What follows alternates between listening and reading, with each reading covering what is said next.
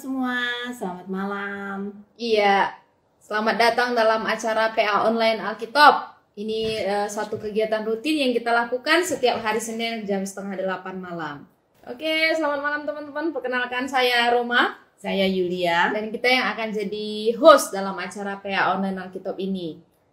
Dan Ya, kita nggak berdua saja kan, Bu? pasti enggak. Ya, namanya PA bareng, jadi kita pasti lebih dari 2 orang. Oke, untuk itu kita akan acara PA kita malam hari ini. Yang pertama kita akan undang Ken, dan yang kedua kita akan undang Kak Yunike. Ya, senang sekali bisa memperkenalkan juga metode SABDA. Karena ketika kita melakukan PA bareng, kita harus pakai salah satu metode. Kalau teman-teman ingin mengenal metode SABDA, silahkan nanti admin akan share link kita untuk mendapatkan informasi dan juga tutorial untuk metode PA SABDA, Sabda. Iya. Sebenarnya ada banyak metode yang bisa teman-teman pakai untuk belajar Alkitab, tetapi metode SABD ini salah satu metode abad sekarang yang sangat-sangat baik dan banyak dipakai juga oleh komunitas Kristen untuk belajar Alkitab. Ya, karena kami mendesain metode ini untuk teman-teman bisa memakainya secara digital bersama dengan aplikasi-aplikasi yang sudah disediakan Sabda untuk melakukan PA. Dan kita akan segera mulai. Kalau teman-teman belum membaca perikop yang akan atau ayat-ayat yang akan kita bahas malam hari ini, silakan buka Alkitabnya dan buka Lukas 11 ayat 5 sampai 13. 13. Ya. Iya, benar sekali. Kita masih melanjutkan tema kita untuk bulan ini, yaitu membahas tentang perumpamaan. Hari ini kita akan membahas satu perumpamaan terkait doa, ya, ini tentang sahabat di malam hari. Bagaimana itu nanti akan kita gali bersama kedua guest kita dan teman-teman yang hadir malam hari ini. Oh, sebelum teman-teman memperkenalkan diri ya, sekali lagi kita ada dalam acara PA Online bareng seri Alkitab, dan seri Alkitab ini adalah satu program dari Sabda untuk mempelajari firman Tuhan, yaitu pasal-pasal yang terkenal yang ada di dalam Alkitab. Dan tema kita sepanjang bulan ini dan bulan depan akan belajar tentang perumpamaan-perumpamaan yang Yesus ajarkan kepada banyak orang. Nah, sekarang kita akan minta Kak Ken dan juga Yunike untuk bisa perkenalan. Silakan dari Yunike dulu. Ya, shalom semuanya. Shalom. Shalom. Puji Tuhan, terima kasih untuk kesempatannya. Perkenalkan, nama saya Yunike Nabasa Panjaitan. Saya sekarang tinggal di Kalimantan Tengah sebagai guru agama. Mungkin seperti situ. Terima kasih. Di Kalimantan Tengah dan berprofesi sebagai guru agama. Oke, selamat bergabung Kak Yunike. Dan sekarang Ken, silakan. Ya, halo teman-teman semuanya. Perkenalkan, nama aku Ken. Aku asli dari Kalimantan. Tapi sekarang tinggalnya di Jakarta. Oke. Kayaknya tukeran deh nih. Iya. Ya, senang sekali ketemu lagi dengan Ken. Ya. Oke. Kita kayaknya harus segera mulai. Iya. Iya, kita akan segera mulai di dalam doa. Silakan teman-teman, kita akan berdoa bersama-sama. Kita berdoa.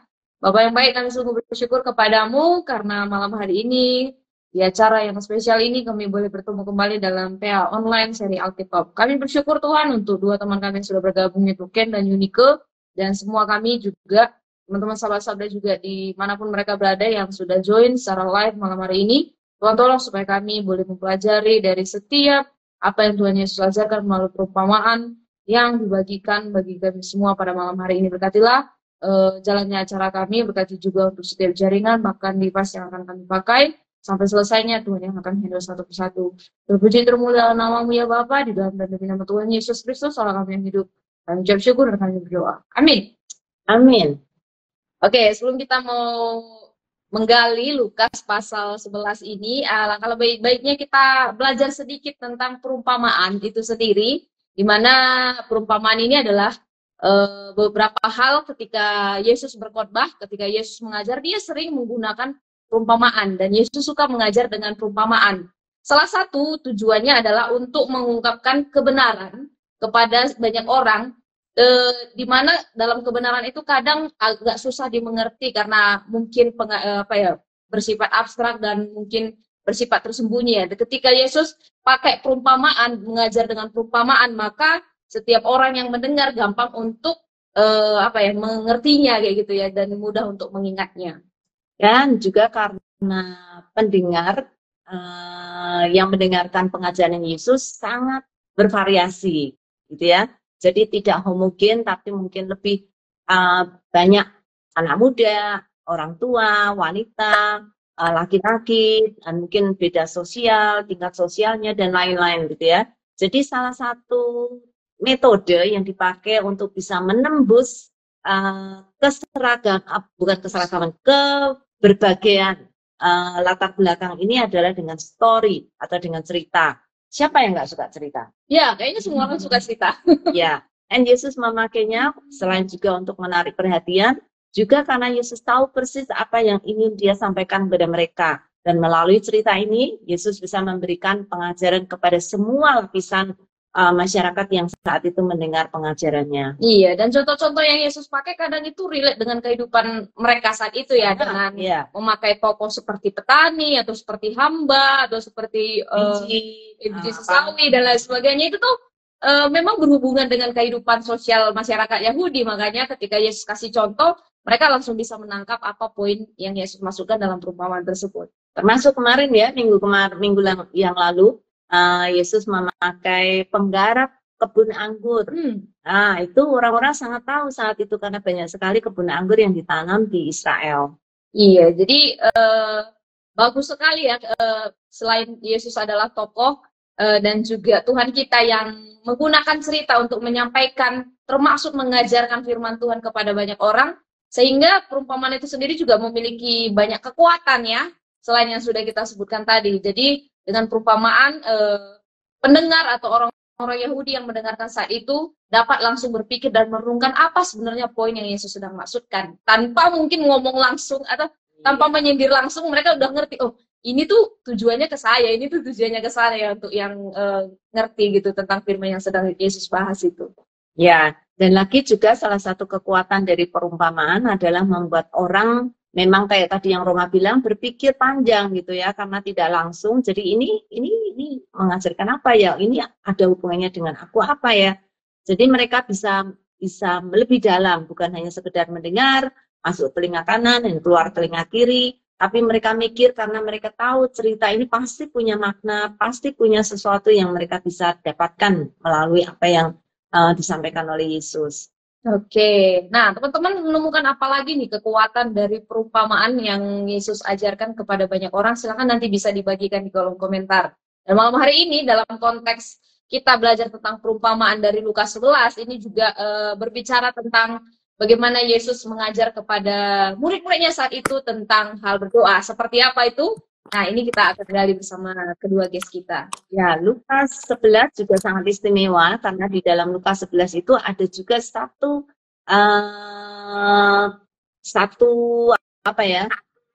pengajaran, bukan hanya pengajaran tentang doa, tapi bahkan ada doanya juga, yaitu doa Bapa Kami. Siapa yang nggak hafal? Ya, cuman memang versi di Lukas lebih pendek daripada yang ada di Matius. Ya, biasanya yang dipakai oleh gereja itu yang di versi yang di Matius ya. Ya. Oke, silakan teman-teman bisa membuka Alkitabnya sekarang. Wow, kedua guys kita sepertinya jaringannya agak ini ya. Kita doakan supaya jaringan hari ini bisa lancar sampai selesai. Baik, kita akan melihat untuk Yunika dan juga Ken, Lukas pasal 11 ayat 5 sampai 8. Saya akan bacakan bagi kita semua.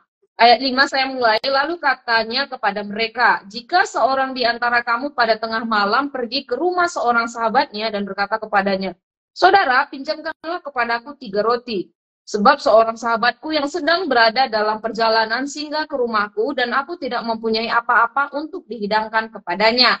Mari kita gali Lukas pasal 11 ayat 5 sampai 6 ini dengan Kak Yunika dan juga Kak Gen.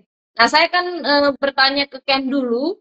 Yang pertama, bagaimana perumpamaan ini dimulai menurut Ken? Ya. Dari teks Alkitab. Oke, aku tes dulu. Suaraku aman nggak? Aman. Aman ya? Oke. Aku izin off cam teman-teman semua. Sorry nggak bisa kelihatan wajahku. Tapi semoga suaranya lancar. Nah, ini menarik sekali. Jadi, ciri khasnya Tuhan Yesus itu mengajar dengan perumpamaan. Dan salah satunya ini. Kira-kira kapan dimulainya perumpamaan ini? Jadi perumpamaan ini itu mulai ketika Tuhan Yesus baru saja selesai berdoa. Jadi selesai berdoa, tiba-tiba ada muridnya penasaran. Dia bertanya, "Guru, ajarin kami dong guru, caranya berdoa kayak yang diajarkan oleh Yohanes Pembaptis kepada murid-muridnya." Nah, ini yang membuat kemudian Tuhan Yesus memberi jawaban. Kalau kamu punya seorang sahabat, lalu kemudian dia mau datang ke rumahmu, nah, kamu belum punya persiapan apa-apa, nggak punya makanan, minuman, dan persediaan, tetapi kamu punya sahabat lain yang punya persediaan itu. Kamu datang ke seorang sahabatmu ini. Nah, perumpamaan ini kemudian menjadi satu hal yang perlu dipikirkan bersama buat kita. Kok Tuhan Yesus pakai perumpamaan ya? Memberikan jawaban. Itu yang menarik ya. Itu yang akan kita bahas hari ini. Iya. Nah, jadi dimulainya dari situ, Kak. Setelah Tuhan Yesus berdoa, karena muridnya penasaran. Emang cara doa yang benar gimana sih? Nah, itu yang membuat perumpamaan ini muncul. Gitu sih. Iya. Nah, jadi yang bertanya murid-muridnya ya. Nah, ini beda dengan perumpamaan yang lalu. Perumpamaan yang lalu, Tuhan Yesus menunjukkan, atau perumpamaan ini terjadi karena Yesus berhadapan dengan para imam-imam kepala dan juga orang Farisi, ahli Taurat. Tapi kali ini Yesus memberikan perumpamaan bukan kepada mereka, tetapi kepada murid-muridnya yang bertanya. Iya, itu tadi yang Ibu bilang ya, Yesus mengajar dengan perumpamaan kepada banyak genre usia, banyak golongan, termasuk saat ini adalah murid-muridnya. Dan Ken sudah memulai ya, seperti apa perumpamaan yang diberikan oleh Yesus kepada murid-muridnya. Dan yang tadi Ken katakan bahwa ada orang yang meminjam roti kepada sahabatnya. Nah, silakan Yunike, mengapa di ayat 5, mengapa orang itu ingin meminjam roti kepada sahabatnya? Menurut saya, kenapa dia meminjam roti kepada sahabatnya? Karena saat itu ia tahu bahwa sahabatnya itu pasti mempunyai roti. Yang kedua, karena ada hubungan yang erat antara dia dan sahabatnya. Itu sebabnya ia berani untuk meminjam roti. Nah, jadi karena hubungan mereka yang dekat itu, dia tidak malu untuk meminjam roti kepada sahabatnya. Menurut saya seperti itu. Karena saat itu dia tidak punya apa-apa untuk dihidangkan. Karena pada masa itu, roti itu kan sekali dibuat. Jadi sekali masak untuk 1 hari. Jadi karena tamunya ini datang malam dan mendadak, dia tidak punya apa-apa untuk dihidangkan. Tapi sahabatnya punya. Sahabatnya punya persediaan. Iya, karena dia tahu sahabatnya itu punya. Iya. Sebenarnya sebuah custom ya di Israel, orang tuh membuat roti nggak 1 kali langsung dihabisin sih. Kebanyakan mereka akan membuat roti dalam jumlah tertentu untuk bisa disimpan di kemudian hari, karena membuat roti terus-menerus setiap hari itu butuh waktu yang panjang. Jadi biasanya mereka punya, tapi khusus saat itu mereka kehabisan roti dan mereka kedatangan tamu. Nah itu ya, kalau nggak ada tamu sih kemungkinan nggak ada masalah gitu ya.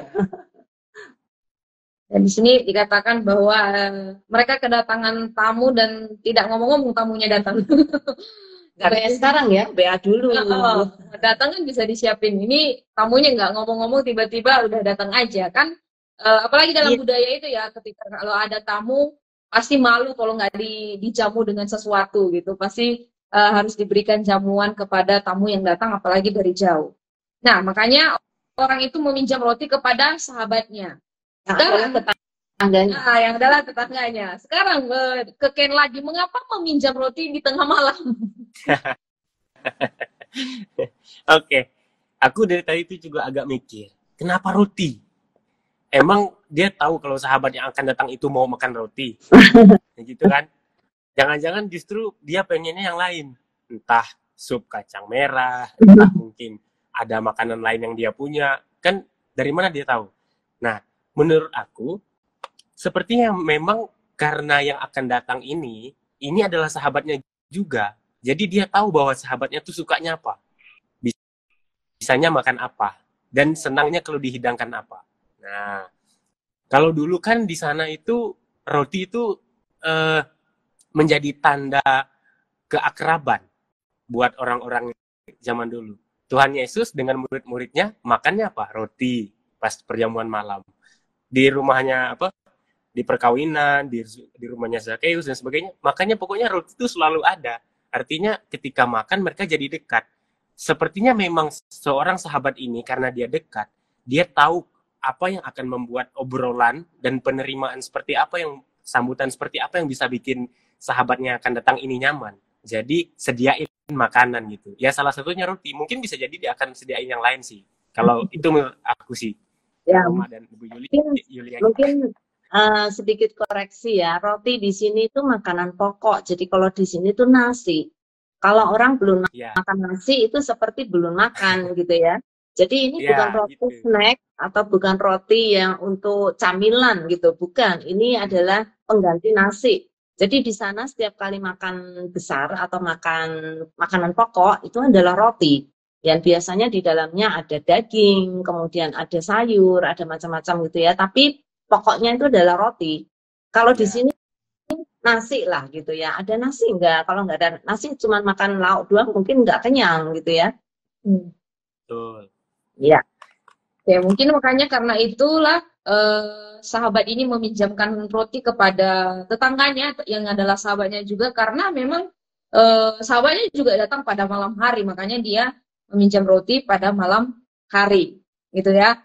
Nah, apakah permintaan orang ini atau sahabat ini adalah permintaan yang aneh atau tidak masuk akal menurut Yunike, dan mengapa?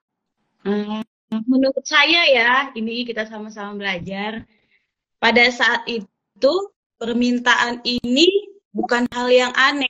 Pada saat itu, dengan kondisi keadaan mereka yang tinggal di tempat yang panas. Jadi biasanya orang itu akan melakukan perjalanan itu pada saat matahari sudah terbenam. Nah, makanya dia sampainya tengah malam, dan itu mungkin saja bisa terjadi di tempat mereka. Jadi saya bilang itu bukan yang aneh. Nah, tapi kalau kita tarik lagi ke zaman sekarang, itu mungkin saja bisa jadi aneh untuk beberapa tempat. Dia berani meminjam di tengah Kok di kanva kakak? tempatnya, itu mengganggu. Di laptop mana aja bisa buka kanva. Aneh. Download. Siapa yang meminjam? Tinggal di print Iya, box lah. iya. Kalau Menurut saya ya, Kak. Oke, ya. Kak Ken, kalau apa namanya, kalau mau dimatikan dulu audionya sementara bicara dengan orang lain tidak apa-apa sih. Ya. Oke, ya. Tadi yang dibahas oleh Yunike ini terkait orang yang datang, orang yang bertamu ya pada malam hari. Nah, di sini yang kita sedang tanyakan adalah permintaan sahabat ini kepada tetangga, yaitu meminta roti. Apakah ada merupakan hal yang aneh? Ya, Menurut tadi saya kayak tidak, Kak. ya, Yunike sudah menjawab tidak ya, tidak aneh. Tetapi mungkin ada sedikit, nah ini, ketika kita belajar perumpamaan, salah satu hal yang sangat penting itu adalah belajar tradisi atau belajar konteks zaman itu, gitu ya. Kayak tadi tentang roti, oh mungkin kok nggak milih yang lain, nah itu nasi, itu bahan pokok untuk makan gitu ya. Pada saat itu, jadi nggak bisa kemungkinan tidak bisa diganti sama yang lain karena itu bahan dasar untuk mereka akan makan makanan yang mengenyangkan gitu ya. Terus yang kedua ada beberapa juga tadi ya. Terus yang kedua zaman itu orang nggak bisa make appointment karena nggak ada telepon. Jadi kemungkinan besar selalu mereka akan kedatangan tamu secara mendadak ya. Kecuali memang mereka cukup dekat dan pernah bertemu sebelumnya dalam waktu yang dekat, mereka akan tahu, oh ya, minggu depan saya akan datang gitu ya. Tetapi kalau mereka dalam perjalanan jauh, kemungkinan besar mereka tidak akan pernah make appointment. Itu tradisi zaman itu. Jangan disamakan dengan tradisi yang sekarang. Tradisi yang lain, pada saat itu tidak ada hotel, tidak ada rumah makan, gitu ya, tidak seperti zaman sekarang. Jadi orang bisa makan di sembarang tempat, mereka bisa tidur di sembarang tempat, tidak, gitu ya. Oleh karena itu, kebanyakan dari mereka selalu akan singgah malam hari karena mereka harus tidur kan, harus istirahat. Mereka selalu singgah di tempat yang mereka kenal atau mereka singgah di tempat yang mereka tahu bahwa mereka akan bisa mendapat tempat untuk tidur di situ, gitu ya. Jadi bukan bukan sesuatu yang aneh memang, karena kalau itu apalagi itu saudaranya atau apalagi itu sahabatnya, pasti mereka akan memberikan tempat untuk mereka. Bahkan di tradisi Israel itu ada hukum Musa. Orang Israel harus punya tempat di rumahnya, kamar kosong untuk menerima orang-orang yang akan singgah di rumahnya, ya. Dan mereka sangat senang dan bahkan mereka diwajibkan untuk bersukacita ketika mendapatkan kunjungan, karena itu merupakan satu perintah yang Tuhan inginkan, gitu ya, supaya mereka boleh menerima orang yang singgah di rumahnya dengan tangan yang terbuka. Jadi di Israel itu merupakan satu custom, satu tradisi untuk mereka menerima orang yang singgah kapan saja, untuk mereka boleh menerima tamu, karena itu merupakan kehormatan dan juga merupakan satu kewajiban sebagai seorang keluarga yang baik atau seorang keluarga yang saudara yang baik, atau juga karena mereka orang yang baik selalu akan menerima orang yang berkunjung ke rumahnya. Oke, beberapa poin yang sudah dijelaskan Ibu kiranya bisa menolong kita juga untuk paham dari konteks yang sedang kita gali malam ini. Nah, ini ada tanggapan juga dari teman-teman malam ini yang sudah bergabung. Kak Gerson tadi menanggapi pernyataan dari Ken terkait sup kacang merah. Terus Bu Broto memberikan satu respon. Zaman sekarang juga ibu-ibu suka pinjem mendadak bumbu dapur ke tetangganya ketika di tengah-tengah sedang masak ada bumbu yang kurang, hehehe. Biasanya tetangga dekat banget kayak gini, sudah pas, sudah seperti keluarga. Iya. Kayaknya kayaknya di zaman sekarang, mungkin di eranya Bu Evi, sekarang udah jarang sih ngomongin. Ya, soalnya Evi tinggal di kompleks dosen, jadi semuanya kenal ya, semuanya baik, sudah kenal sangat baik.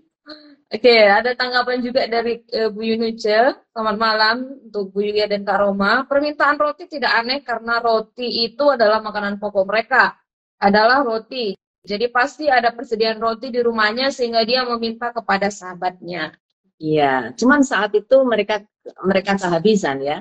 Ya, kehabisan minta kepada tetangga. Dan itu merupakan satu custom juga untuk mereka. Jadi bukan sesuatu yang aneh minjam sesuatu dari tetangga. Bahkan makanan pun itu juga sangat tidak aneh. Ada beberapa cerita di dalam Perjanjian Baru yang juga mereka meminjam sesuatu kepada tetangganya. Jadi di Israel memang persaudaraan di antara suku-suku Israel itu sangat baik sekali. Oke. Oke, sekarang kita akan mendengar nih pelajaran apa nih dari dua ayat pertama yang sudah kita gali nih dari Ken dan juga Yunika. Bisa dari Ken dulu.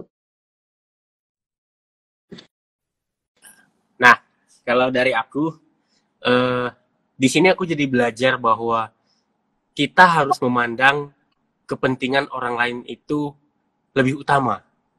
Termasuk ketika seorang sahabat tahu bahwa akan ada datang sahabatnya ke rumahnya, dia langsung berpikir, wah aku harus sediakan nih, berikan sambutan yang terbaik.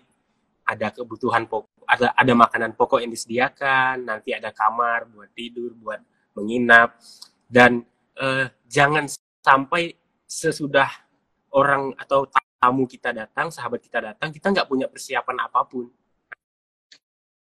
Orang dalam hidup kita juga seperti orang yang berharga.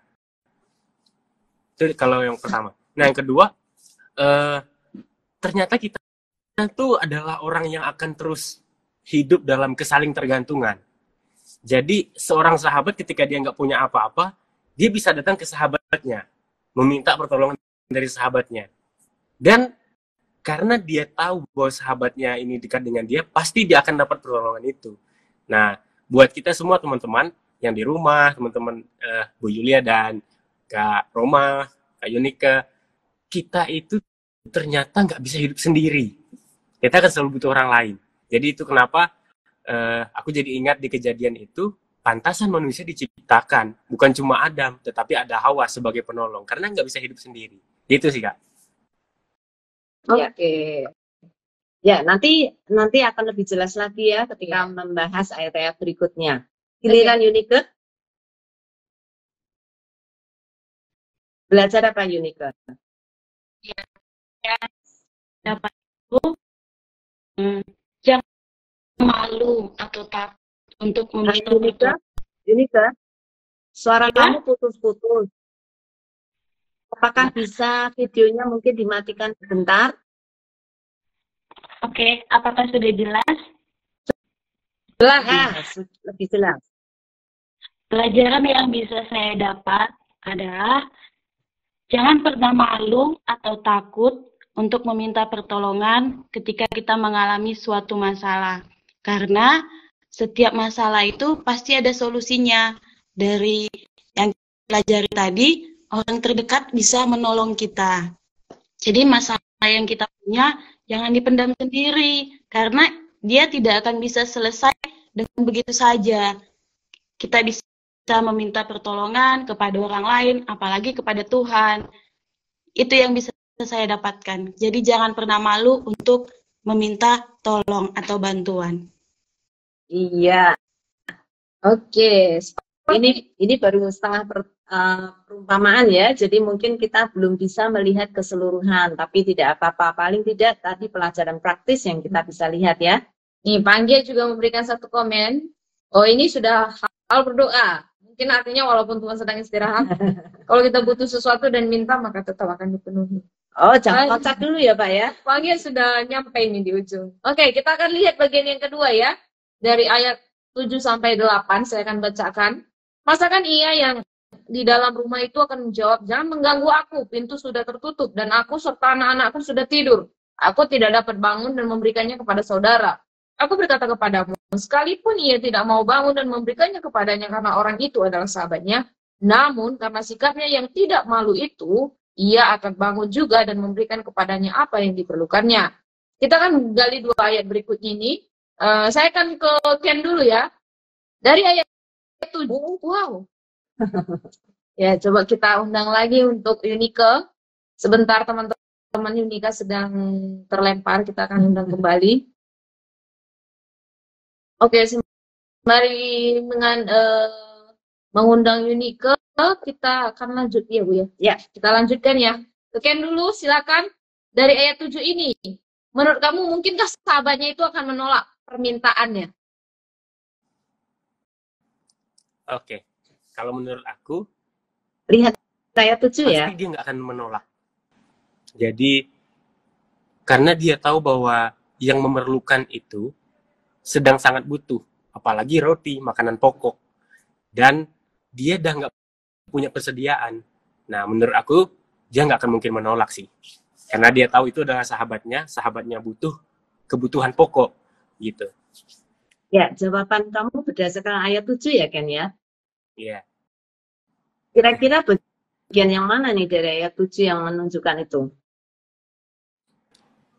Nah, sebenarnya kan ketika Tuhan Yesus menyampaikan itu aja, dia pakai kata masakan, artinya masa sih? Iya. Tuhan Yesusnya aja langsung menegaskan, masa kok kamu punya sahabat akan menolak kamu? Kan nggak mungkin, gitu istilahnya. Jadi sederhananya dari kata itu aja kita bisa nangkap, oh iya juga ya, kalau seorang sahabat kan, namanya juga sahabat, punya kedekatan, kenalnya lebih dekat dan dalam, pasti dia paham. Dan pasti enggak neko-neko untuk menolong, apalagi kebutuhannya penting. Gitu sih kalau aku, Bu. Thank you. Ini salah satu prinsip lagi teman-teman kalau kita belajar perumpamaan, jangan menjawab di luar apa yang disampaikan di dalam perumpamaan. Jadi kalau ada pertanyaan, kita harus kembali kepada perumpamaan itu bukan berdasarkan menurut saya atau pikiran saya, tetapi dari fakta ini memang menurut saya, tapi ada dasarnya gitu. Dan ayat 7, kayak yang Ken tadi bilang sangat bagus. Karena di ayat itu sendiri dikatakan masakan ia akan menolak. Jadi harusnya tidak menolak gitu ya. Itu dalam asumsi kita. Ya. Ken, Yunike belum bisa masuk, jadi kita akan borong ya. Pertanyaannya akan kamu borong ini. Boleh, nggak apa-apa. Yang penting kan kita sama-sama belajar. Nah, di ayat 7 tadi kita udah lihat ya, jadi sahabatnya itu tidak akan menolak permintaannya. Nah, mengapa permintaan seperti itu tidak bisa ditolak menurut Ken dari ayat 8 ini?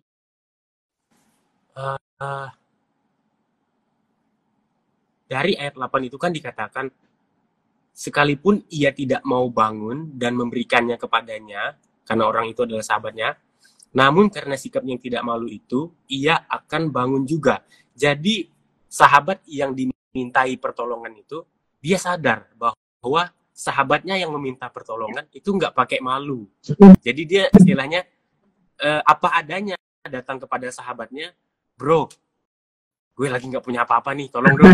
Jadi apa adanya, jujur, tulus, nggak sedang bohong-bohongan gitu. Nah, sahabatnya nggak bisa menolak yang namanya ketulusan dan kejujuran dia bahwa dia sedang butuh pertolongan. Gitu. Jadi makanya nggak mungkin akan ditolak buat dia. Apalagi untuk kebutuhan yang sepenting ini. Gitu. Ya, Itu sih. jadi ada 3 alasan ya Ken ya. Ya. Kalau boleh aku simpulkan yang Ken bilang ada 3 alasan. Pertama, karena itu sahabatnya.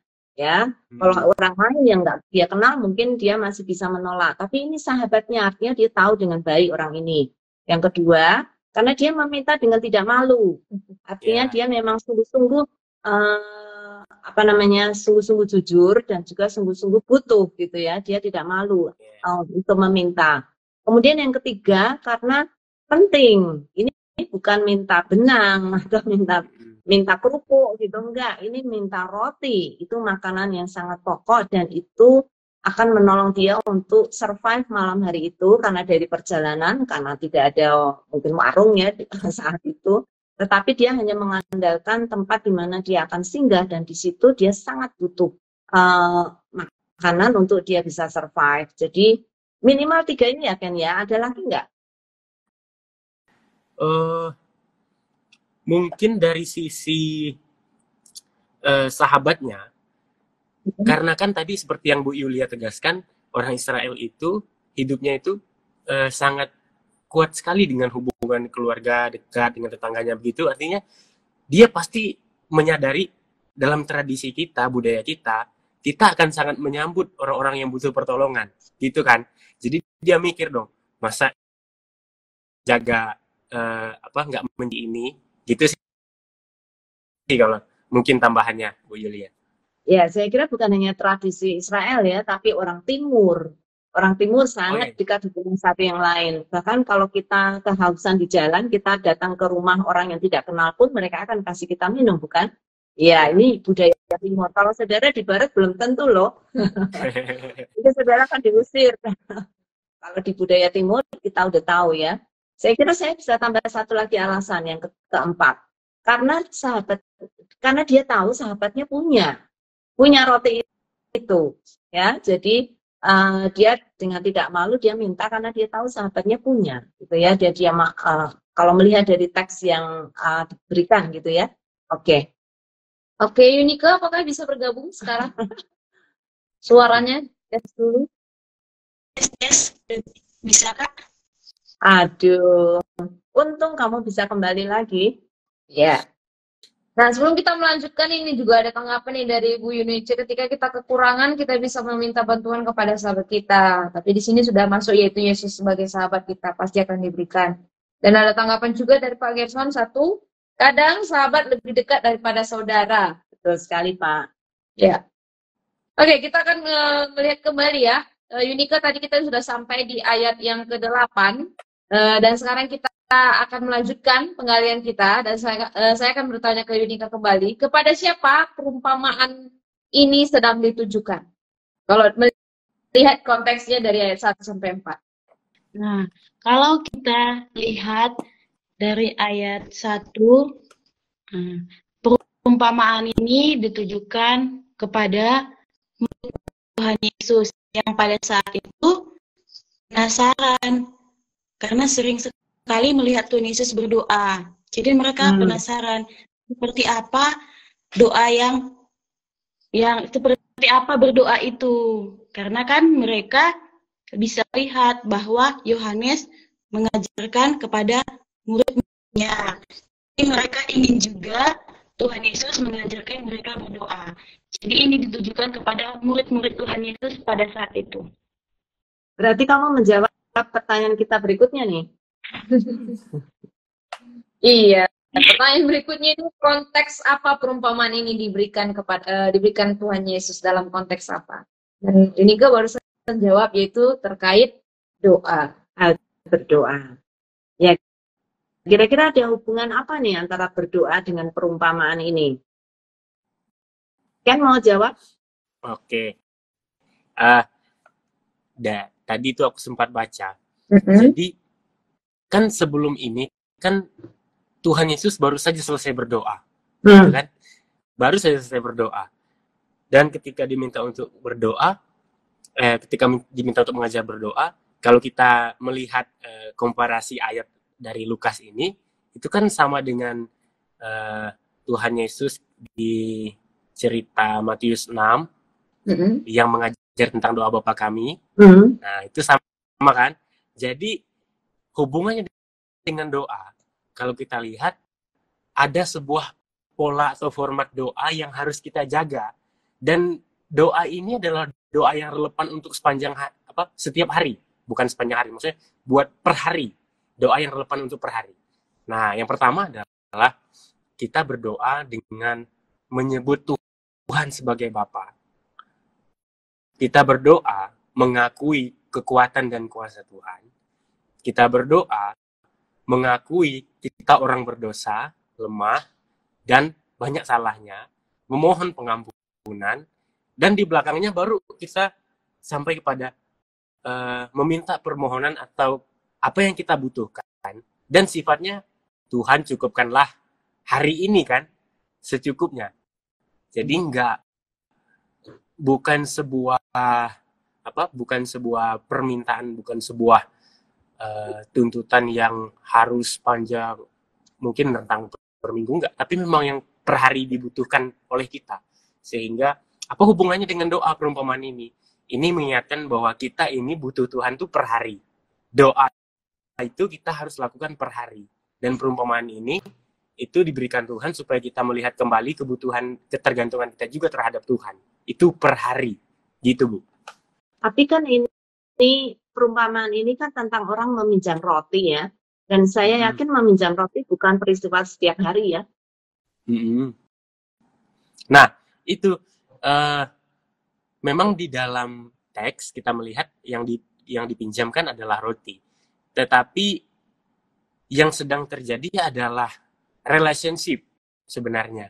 Relationship antara sahabat ini dengan sahabatnya. Kalau kita melihat hubungan kita dengan Tuhan, itu kan sebenarnya sebagai suatu relationship. Per hari kita harus menjaga relationship kita dengan Tuhan. Dan untuk menjaga itu adalah ketika kita hidup dengan doa. Nah, itu kalau dari analisa aku, Ibu. Ya, kita sekarang dengar dari Yunike ya. Gimana dari Yunike? Hubungan perumpamaan ini terkait dengan doa. Ya, perumpamaan ini mengajarkan kita bahwa ketika kita berdoa kita harus tekun. Kita harus berusaha untuk selalu berdoa. Seperti seorang yang meminjam roti ini. Dia tidak malu untuk meminta pertolongan. Jadi saat kita berdoa, kita juga tidak perlu malu untuk meminta sesuatu kepada Tuhan. Amin. Nah, dan yang selanjutnya itu dikatakan bahwa apa tadi ya? Lupa saya. Mungkin kamu ngomongnya kurang cepat karena lampet gitu, yang tadi udah kepikir udah lewat. Nah, dan sebenarnya mungkin saya tadi terlewatkan juga ya. Dikatakan di situ bahwa sahabatnya itu karena sikapnya yang tidak malu itu. Nah, itu hal yang penting menurut saya, yang penting dalam perumpamaan ini. Karena ada sikap tidak malu si peminta. Itu menunjukkan bahwa ketika kita berdoa memikul seperti yang tadi. Tapi ada juga sikap tidak malu si tuan rumah. Nah, jadi kalau dia tidak meminjamkan roti, dia akan malu, akan dikatakan orang bahwa dia tidak mau menolong sahabatnya. Sama seperti ketika kita berdoa, Tuhan itu akan memberikan jawaban yang terbaik, karena jawabannya itu akan mempertaruhkan nama baiknya juga. Menurut saya, dalam doa itu Tuhan akan menjawabnya yang terbaik, karena akan mempertaruhkan, oh Tuhannya kita itu ternyata seperti ini gitu. Apakah jelas? Suaranya sih jelas, tapi jawabannya agak kurang jelas. Iya, tadi kita sempat membicarakan 4 hal ya, kenapa permintaan itu tidak akan ditolak. 1, masih ingat nggak, Ken? 1, karena sahabatnya. Karena sahabatnya, betul sekali. Jadi kalau kita berdoa, kita kenal nggak dengan Bapak kita? Bahkan kita bukan hanya sahabat, tapi dia Bapak kita. Wow, lebih kenal daripada siapapun. 1. Yang kedua, karena itu adalah kebutuhan yang urgent, pokok. Iya. Tuh. Kira-kira kebutuhan pokok kalau kita meminta kepada Allah tuh kebutuhan jasmanikah atau rohanikah? Kebutuhan rohani. Ya, lebih pokok mana? Lebih pokok kebutuhan rohani. Jadi kalau ini perumpamaan ini mengumpamakan sesuatu yang sangat penting, yang sangat urgent, bahkan kalau tidak makan roti mungkin dia akan kelaparan dan mungkin dia akan mati gitu ya, nggak survive. Jadi ini merupakan kebutuhan rohani yang paling utama yang kita minta kepada Bapa untuk kehidupan rohani, untuk dia bisa survive, untuk dia bisa sungguh-sungguh memiliki kehidupan yang kekal di dalam surga. Terus yang ketiga, ada 4 nih Ken. Yang ketiga, bahwa permintaan sahabatnya itu penting. Gitu. Itu hal yang penting. Tadi sudah. Ini kebutuhan rohani. Ya, selain itu? Tadi. Yang satu sebenarnya disebutkan oleh Yunike. Tidak malu. Ya. Dia meminta dengan tidak malu. Dia minta dengan jujur dan dia meminta sesuatu yang sangat penting bagi hidupnya. Yang keempat, yang saya tambahkan tadi, sahabatnya punya roti. Iya, sahabatnya punya roti. Kalau kita meminta kepada Allah, kita tahu persis Allah bisa menjawab. Allah adalah Allah yang berkuasa, Allah yang bisa melakukan segala sesuatu, dan dia bisa memberikan karena dia punya kuasa yang daripada Allah yang maha besar, yang maha tinggi, yang maha benar, yang maha suci. Semuanya Allah punya. Ya. Jadi kalau kita berdoa, kita harus minimal harus punya 4 sifat ini. Kita harus kenal kepada Allah kita, yaitu Bapa kita. Kita harus kita harus meminta sesuatu yang penting, bukan hal yang fana, tetapi hal yang kekal. Kemudian yang ketiga, kita harus meminta dengan tidak malu kepada Allah. Kemudian yang keempat, meminta dengan satu keyakinan, kepercayaan bahwa Allah punya dan Allah bisa memberikan itu. Kalau kita mungkin Allah nggak bisa lakukan ini ke aku, itu berarti kita nggak punya iman gitu ya kepada Allah yang besar. Iya. Oke. Nah, seperti malam ini teman-teman juga udah mulai menanggapi dari Kak Nur Sinta ini belajar tentang pray until something happen. Jadi belajar berdoa sampai sesuatu terjadi. Dari Bu Broto pelajaran pentingnya dapat datang kepada Tuhan dalam kondisi apapun, apalagi jika itu adalah kebutuhan kita untuk melayani sesama. Datang kepada Tuhan dan meminta yang kita butuhkan. Mintalah maka engkau akan mendapat. Dan ada panggilan nih bertanya, saya mau tanya di ayat 5 tertulis pinjamkan. Pertanyaannya kenapa Yesus tidak mengatakan meminta? Ini terkait perumpamaan nih. Iya Pak, ini namanya barter ya. Orang kalau berrelationship itu tidak untuk merugikan orang lain, tetapi saling ya. Jadi kalau dia meminta, dia tahu suatu ketika tetangganya ini atau sahabatnya ini akan meminta juga dari dia gitu ya.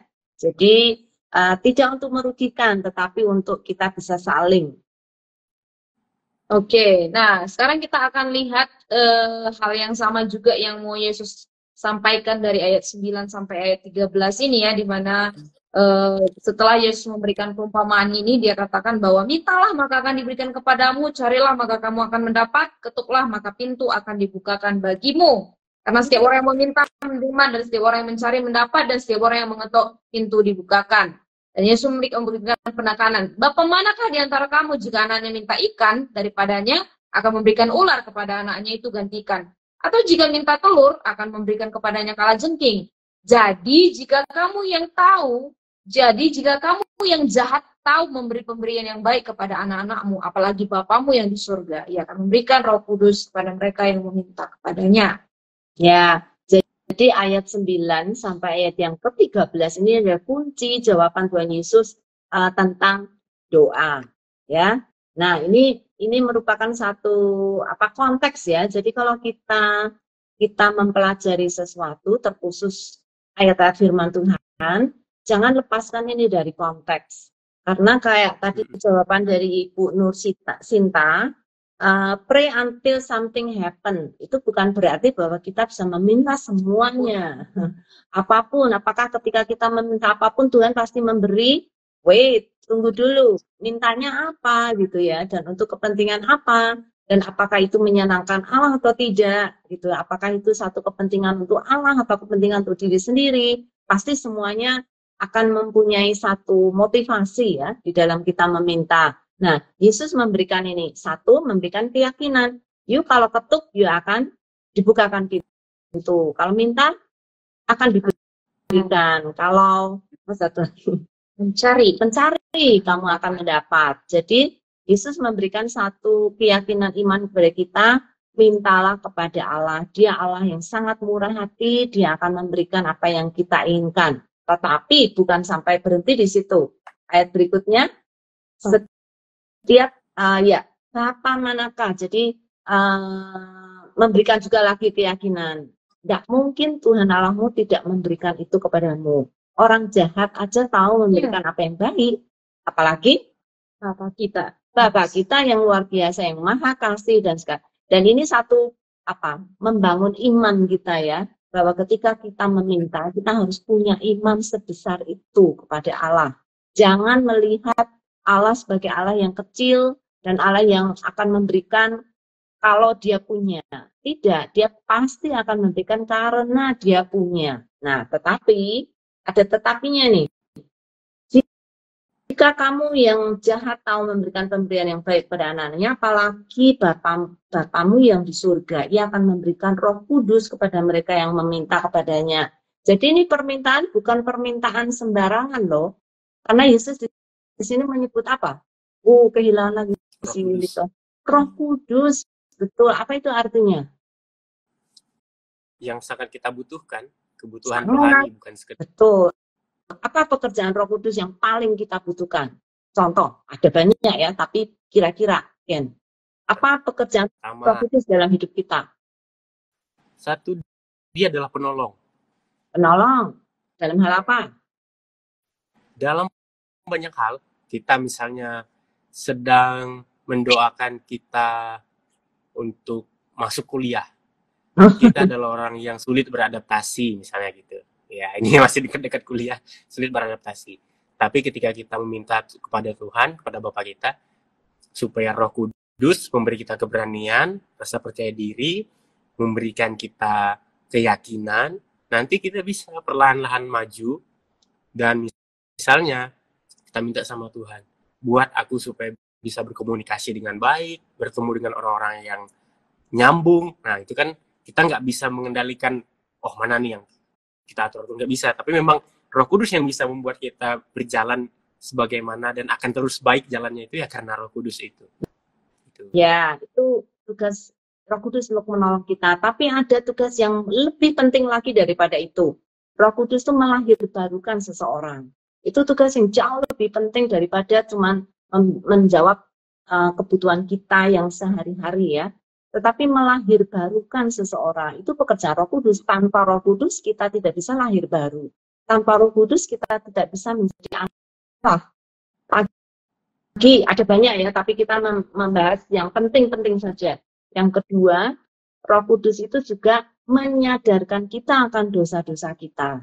Itu yang membuat kita bertobat. Kalau bukan Roh Kudus yang menyadarkan kesalahan kepada kita, kita nggak akan mau mengaku dosa, kita tidak akan mau bertobat. Tetapi Roh Kuduslah yang menunjukkan pada kita dosa kita untuk kita mau bertobat. Banyak nanti jadi seminar ini, tapi minimal itulah ya. Kenapa Yesus menyebut Roh Kudus? Karena ada pekerjaan sangat penting yang tidak mungkin tidak hanya Roh Kudus yang bisa melakukan. Melahirkan baru seseorang dan membuat orang bertobat. Artinya apa? Ini adalah berbicara tentang permintaan untuk seseorang yang sedang sungguh-sungguh memperjuangkan nyawa, jiwa orang lain. Jadi bukan masalah roti lagi, tetapi masalah roti yang hidup. Kenapa dia membutuhkan roti yang hidup? Karena dia butuh kehidupan kekal, dia butuh keselamatan. Jadi makanya di dalam konteks ini Yesus menjawab, mintalah. Tuhan pasti akan, tidak mungkin Tuhan tidak akan menjawab permintaan yang segitu penting. Jadi kalau kita mau berdoa, doa kita pasti dijawab oleh Tuhan adalah ketika kita berdoa untuk memenangkan jiwa orang lain. Pasti Tuhan menjawab, tidak mungkin tidak akan menjawab. Karena itu membuat orang itu kembali kepada Allah. Dan Tuhan pasti akan memberikan pertolongan pada kita semuanya. Jadi ini bukan sembarang permintaan. Ini benar-benar permintaan tentang roti hidup yang membuat orang itu akan memiliki keselamatan dan hidup kekal. Itu sebabnya kita nggak bisa membahas cuma ayat 8, harus sampai 13. Karena di situ ada kunci ketika Tuhan mengatakan Roh Kudus, memberikan Roh Kudus kepada mereka yang meminta kepadanya. Jadi ini permintaan tentang pekerjaan Roh Kudus terjadi di dalam hidup kita atau orang-orang lain, terutama tentang keselamatan. Jadi ini sebenarnya perumpamaan tentang penginjilan, bagaimana kita berdoa bagi orang yang sedang kita injili untuk menerima Kristus sebagai juru selamat pribadi mereka. Itu ya. Jadi ini memang make things happen, tapi bukan anything happen, tapi membuat sesuatu terjadi secara khusus tentang ketika kita berdoa untuk mendoakan orang yang membutuhkan roti hidup untuk mereka bisa menerima Kristus sebagai juru selamat. Jadi apakah Tuhan menjawab semua doa kita, Rona? Oh, menurut saya belum tentu. Betul. Tapi dalam konteks ini pasti, karena ini permintaan yang sangat khusus. Menurut saya sih semua doa kita dijawab oleh Tuhan, Bu. Ya. Kan jawabannya kan ada 3. Jawabannya kan ada 3. Ya, tidak, atau nanti.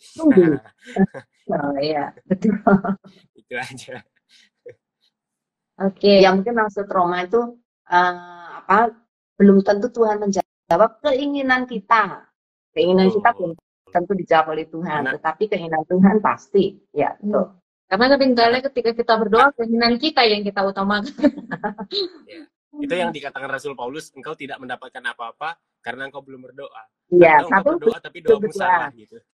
Betul, satu belum berdoa, yang kedua kamu berdoa salah. Itu juga ada di dalam surat Rasul Paulus. Iya. Nah, doa yang salah seperti apa tuh? Mungkin perlu enggak sesi satu sesi untuk bahas itu. Oke, ini udah mendekati di akhir acara kita nih. Mungkin pelajaran dan aplikasi yang akan Ken dan juga Kak Yunika lakukan dari perumpamaan dan juga terkait dengan doa malam hari ini. Silakan dari Ken dulu, dilanjutkan nanti ke Yunika. Ya, aku sangat terberkati dengan pemaparan dari Bu Yulia tadi, sangat menolong. Jadi ini bukan soal kita mungkin butuh makanan pokok kita sehari-hari. Tetapi ada yang lebih penting dari itu. Dan Tuhan akan kasih kalau kita minta. Nah, yaitu Roh Kudus. Yang menjadi aplikasi yang mungkin, yang menjadi pelajaran penting buat aku adalah mulai sekarang tuh harus meminta sesuatu yang penting. Amin. Yang berharga. Bukan cuma sekedar kebutuhan fisik. Tapi yang memenuhi kebutuhan rohanimu. Yang kedua, aplikasinya apa? Harus lebih rajin berdoa. Tadi ada yang bilang berdoa sampai sesuatu terjadi. Yeah. Sebenarnya itu bicara soal berdoanya harus tekun kan gitu misalnya. Nggak boleh cuma pas event Tuhan aku lagi ada masalah, tolong dong. Nggak cuma gitu, cuma Pengalaman pribadi. jadi seolah-olah Tuhan tuh cuma jadi tempat kita kalau lagi butuh, pas kita lagi ada segalanya, dilupakan Tuhannya, nggak ada doa lagi, misalnya gitu. Nah, terus yang terakhir yang bisa aku aplikasikan dalam kehidupan sehari-hari, tetap taat. Jadi karena tadi ada Roh Kudus yang sudah melahirbarukan, Roh Kudus yang akan menolong kita mau hidup dengan doa, dengan iman, tetap taat, gitu sih. Itu Kak, itu Bu dari aku. Thank you. Sip. Oke, Unika bisa bergabung Kak di Jadi, akhir? terlempar terus dari tadi. Ya, Apakah bisa bergabung untuk memberikan pelajaran dan aplikasinya? ya, saya, apakah suara saya sudah jelas? Ya, Ya, silakan. Ya, pelajaran yang sangat memberkati saya adalah bahwa kita harus tekun dalam berdoa, khususnya berdoa yang dituntun oleh Roh Kudus. Dan doa yang dituntun oleh Roh Kudus itu adalah doa yang untuk kepentingan kemuliaan Allah. amin. Nah, ada jaminan doa itu akan dikabulkan, yaitu di ayat 9 dan 10. Ya, Bahwa kalau doa untuk kemuliaan Tuhan, untuk setiap yang kita lakukan untuk kemuliaan Tuhan, Tuhan pasti akan menjawabnya. amin. Amin. Sudah? Sudah. Oke. Oke, Yeah. ini ada satu tanggapan juga dari teman-teman yang sudah join malam hari ini, memberikan tanggapan dari Pak Isa. Kadang sebelum berdoa ada daftar doa yang akan dipohonkan yang kadang tidak sesuai dengan kehendaknya. Nah, Sering, Pak. ini tadi nih. Pengalaman pribadi ini ya. Oke, ada Pak Isa lagi memberikan komentar, belajar berdoa yang sesuai dengan kehendaknya yang dipimpin oleh Roh Kudus. Amin. Roh Kudus menginsafkan, kata Kak Anu Sinta, amin. Kak Anju juga menanggapi hubungan perumpamaan ini dengan berdoa adalah bahwa dalam berdoa itu ada relasi yang dekat dengan Tuhan atau hubungan sahabat, dan juga Tuhan yang berotoritas sebagai Bapa. Tuhan itu Bapa dan sahabat. Ini masuk ke sifat Tuhan nih. Ada pertanyaan dari Pak Anggiat, apakah Roh Kudus harus diminta atau karunia yang pasti kita terima? Roh Kudus itu diberikan kepada kita, Pak, oleh Allah sendiri untuk tinggal di dalam kita. Kan Allah yang mengirim Roh Kudus untuk tinggal di dalam hidup kita kalau kita sudah dilahirkan baru. Itu ya Pak Anggiat. Oke, thank you.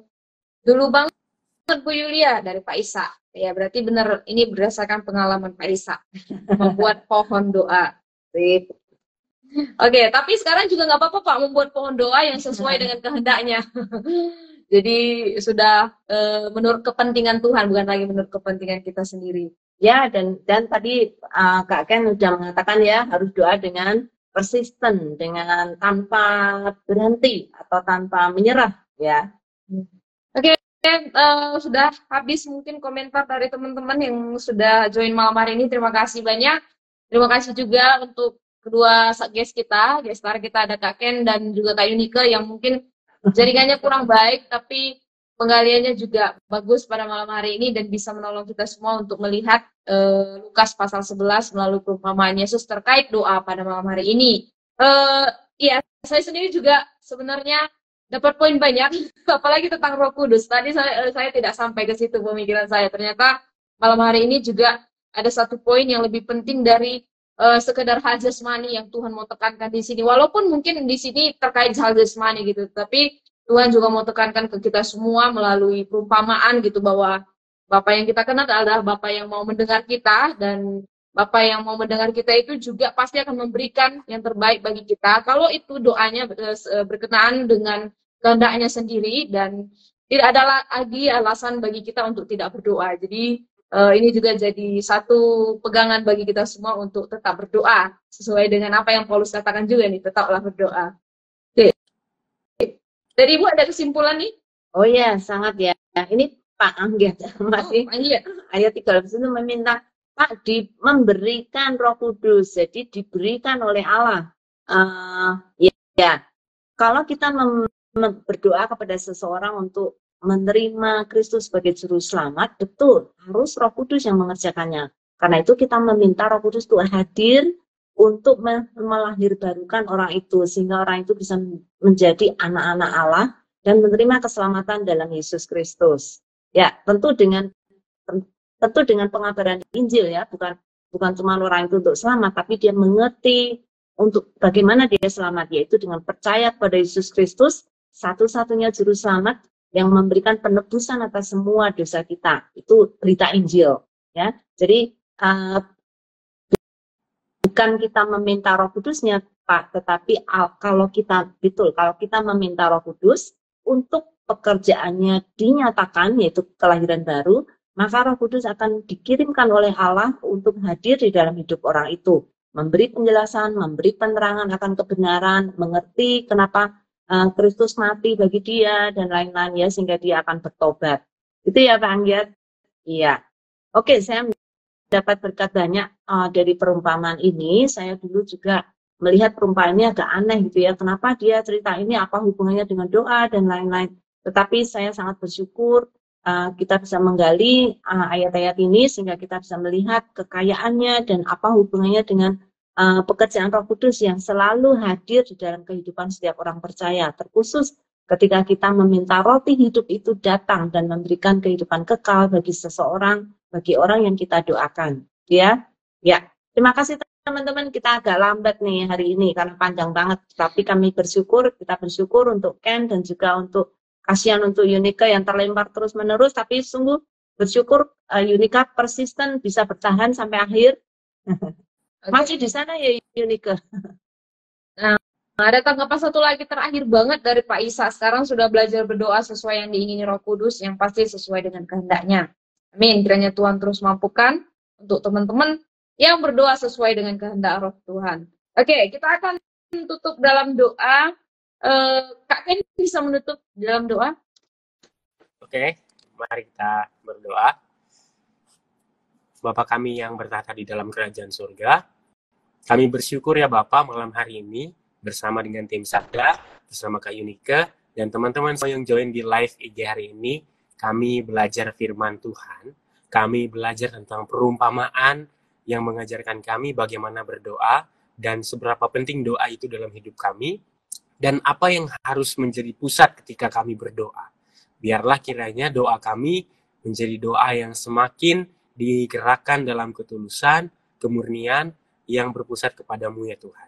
Engkau berkati kami semua malam hari ini yang sudah mengikuti PA ini, supaya kiranya iman kami semua semakin teguh, bertumbuh, dan mengakar di dalam Engkau ya Tuhan. Terima kasih untuk Bu Yulia dan Kak Roma yang sudah Tuhan berkati untuk memfasilitasi kami semua. Kami sungguh bersyukur ya Tuhan. Kiranya damai sejahtera dan berkat-Mu senantiasa melimpah bagi kami semua ya Tuhan. Kami berserah untuk setiap kami yang akan melanjutkan waktu ke depan, aktivitas selanjutnya. Dalam nama Tuhan Yesus kami berdoa. Haleluya. Amin. Amin. Ya, Oke, terima kasih. thank you. Nah, malam hari ini teman-teman mengundang untuk teman-teman kembali juga bisa hadir minggu depan karena kita akan ketemu lagi di acara PA Alkitab di jam yang sama 19.30 waktu Indonesia Barat sampai dengan selesai, dan kita akan membahas perumpamaan lagi, dan nanti akan kita bahas yaitu perumpamaan tentang talenta. Ini perumpamaan yang sangat sering banget kita dengar, dan kita akan lihat minggu depan terkait perumpamaan ini dengan dua gestar kita yang lainnya.